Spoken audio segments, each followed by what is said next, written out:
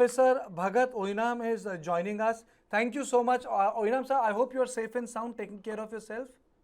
Namaste. Yes, I'm fine, very You're much. taking care of yourself. I have heard you are moving from one relief camp to another. Yeah, that's what I was planning, but because of your channel, I just postpone it to 1 o'clock. I'm Oh, that is 12:30. very I will generous move. of you, Bhagatji. Very generous of you.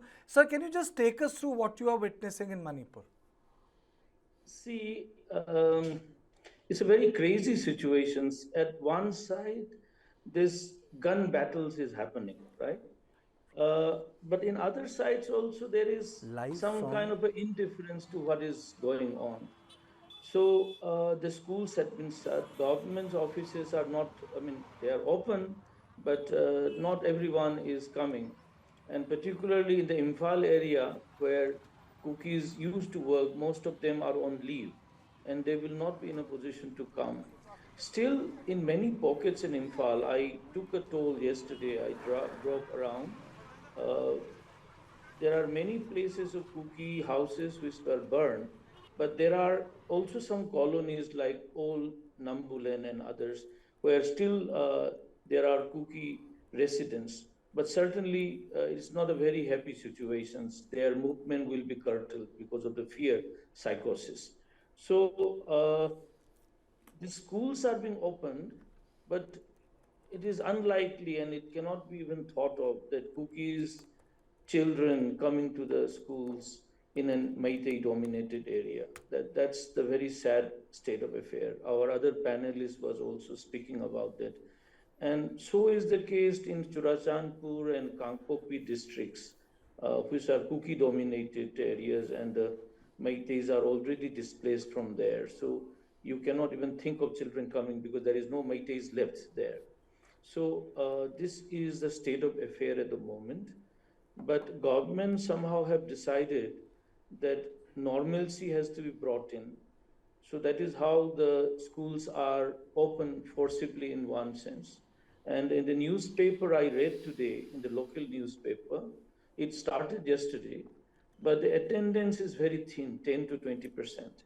And in some classes, I have seen only two children in a classroom. So it is a new normal in one sense that there is violence going on, but perhaps the government doesn't want the violence to take over the normal life. That is a very paradoxical situation that in which we are all living. So markets are opened in the city.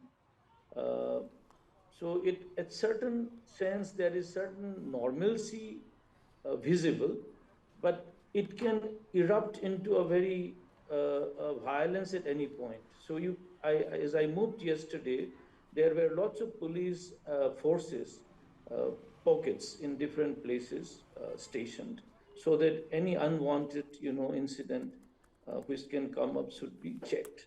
So that is what the government is trying at the moment. But there is also one more thing. Can you just speak on that? On July 5th, firing took place between Arambai, Tengol, and Kuki Defense Volunteers. So you had reported about, uh, you know, society armed to the teeth. So how come these weapons have become now so widely available to these organizations, sir?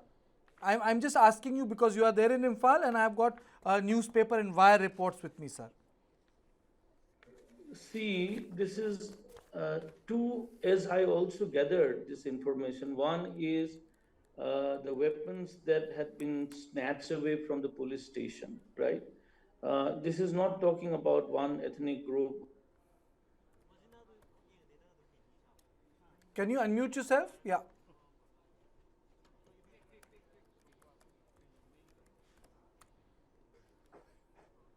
Yes, Professor Hello. Bhagat. Yes, please Uh, go on.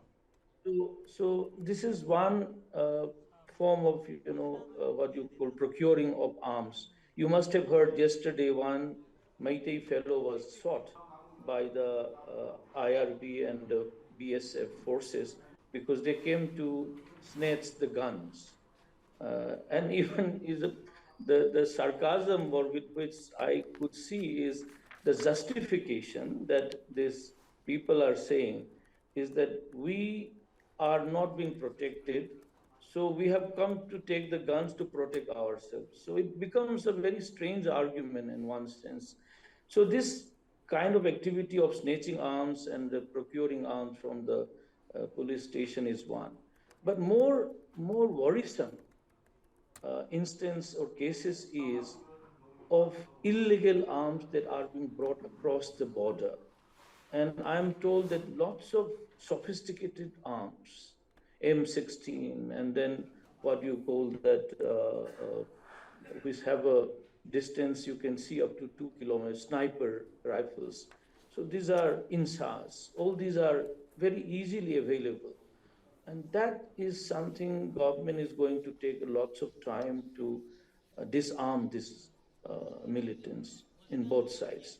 And my fear is unless you take back these arms, one which were snatched away from the police station, the other which is unaccounted arms, firearms, which had been brought across the border from Myanmar. And we do not know the number. I mean, it ranges from 5, 6,000 to 8,000. That is what different experts are saying, because I have no idea how many the number could be. But certainly there are lots of firearms, illegal firearms that